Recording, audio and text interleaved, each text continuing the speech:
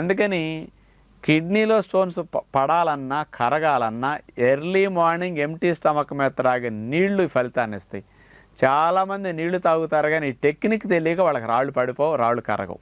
అందుకని ప్రధానంగా మీకు ఉపయోగపడేది పరగడుపున త్రాగే నీళ్ల సమయం. అంటే లేచిన దగ్గర నుంచి మీరు బ్రేక్ఫాస్ట్ లోపు త్రాగే నీళ్లు మీకు చాలా ఎక్కువ హెల్ప్ చేస్తాయి అన్నమాట. అంచేత మీరు ఆ సమయంలో నీళ్ళని ఎట్లా త్రాగాలో తెలుసా? నిద్ర లేచిన వెంటనే బ్రష్ చేసేసుకోండి. 1.5 లీటర్ నీళ్ళని త్రాగటానికి ట్రై చేయండి.